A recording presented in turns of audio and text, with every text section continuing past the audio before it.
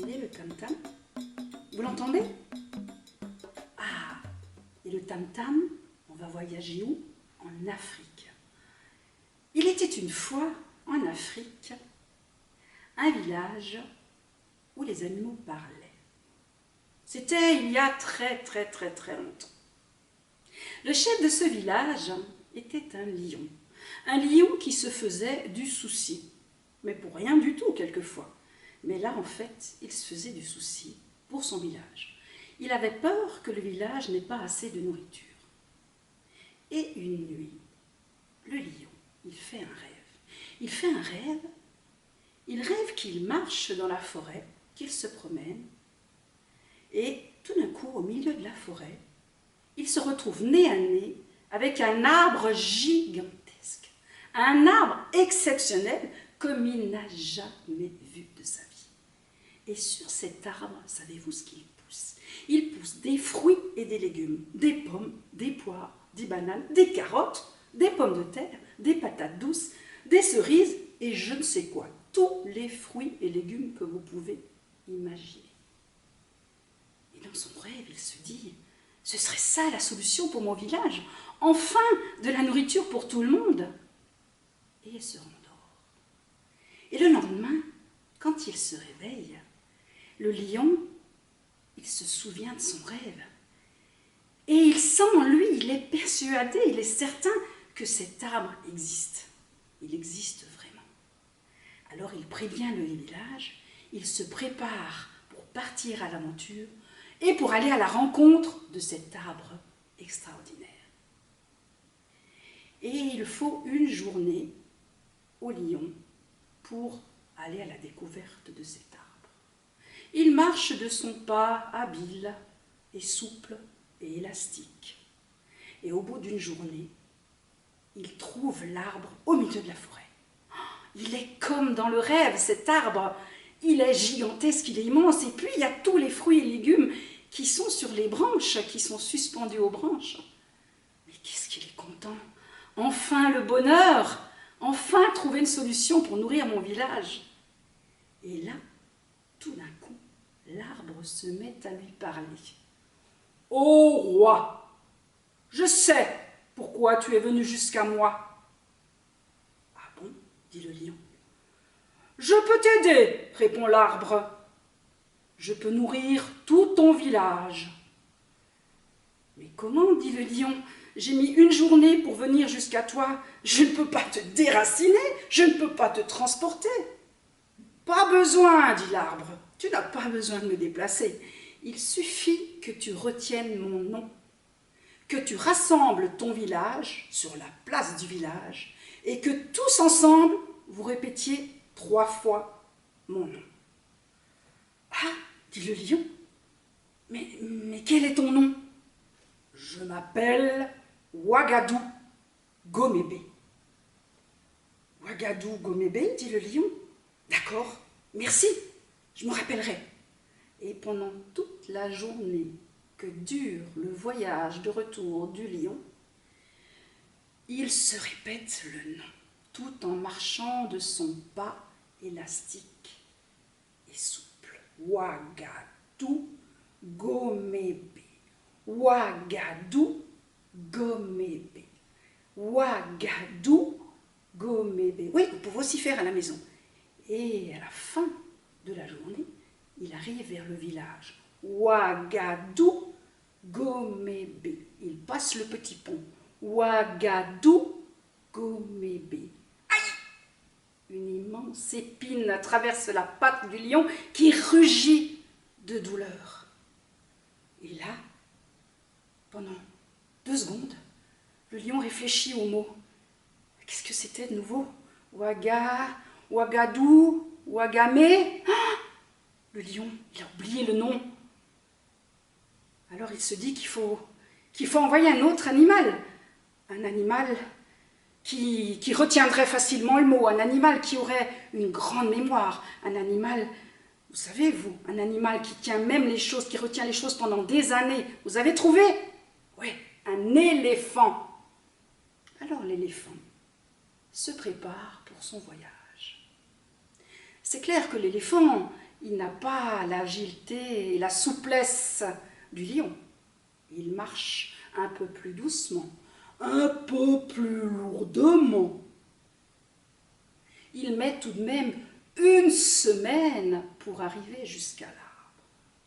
Et quand l'arbre le voit arriver, l'arbre lui dit « Oui, éléphant, je sais pourquoi tu es là. Mon nom est Ouagadou Gomébé. » « Oh, l'éléphant, Ouagadou Gomébé?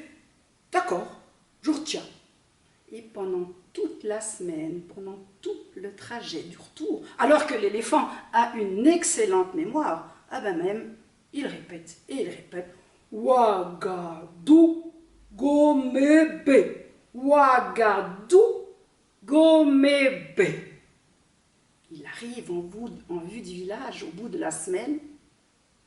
Ouagadou Gomébé. Il traverse le petit pont. Ouagadou Gomébé. Il voit l'épine, il passe à côté. Ouagadou Gomébé. Et paf! Il y a une immense branche qui tape le front de l'éléphant et il barille de douleur. Et là, l'éléphant, on sait bien, hein, il a une mémoire extraordinaire. Mais non, il cherche. C'est quoi à nouveau le mot Ouagada, Ouagadou? Non, l'éléphant, il a aussi oublié. Alors le lion est désespéré, il faut vraiment qu'on trouve un autre animal.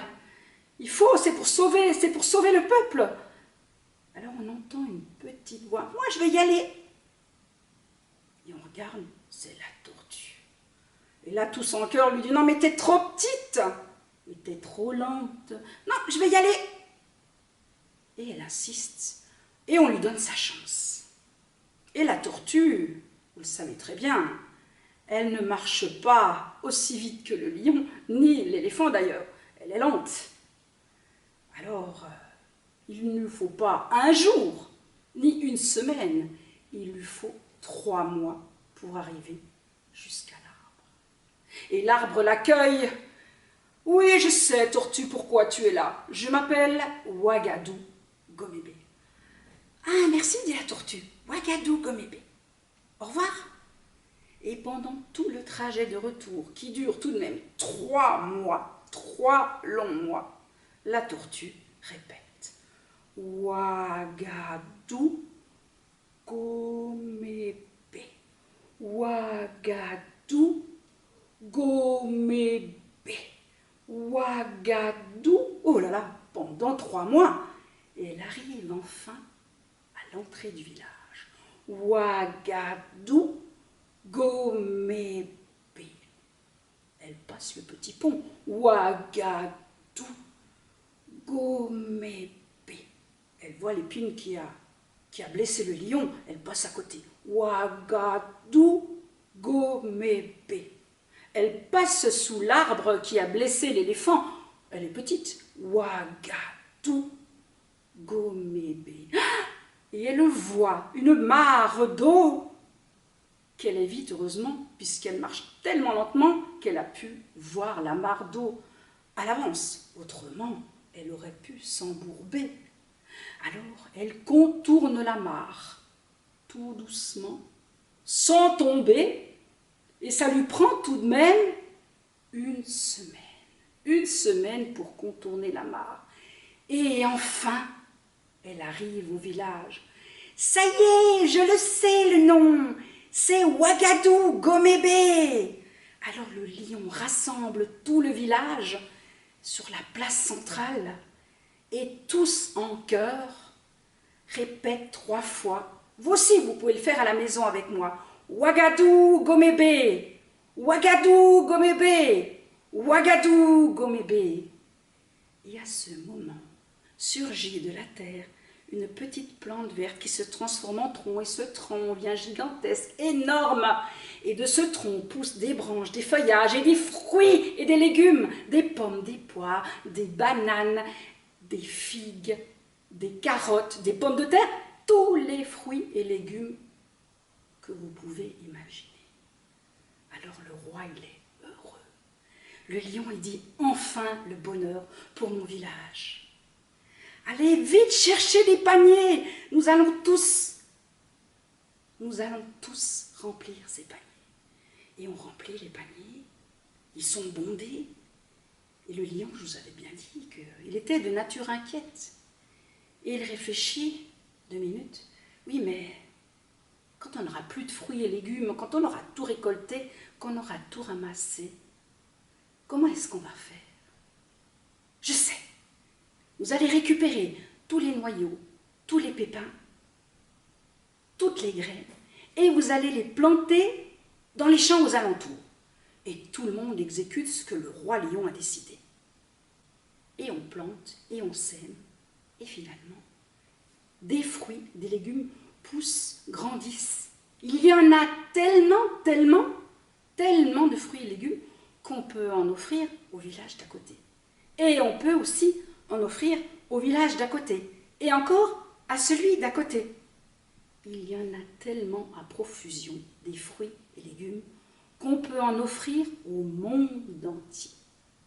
Et ça, c'est le début du partage.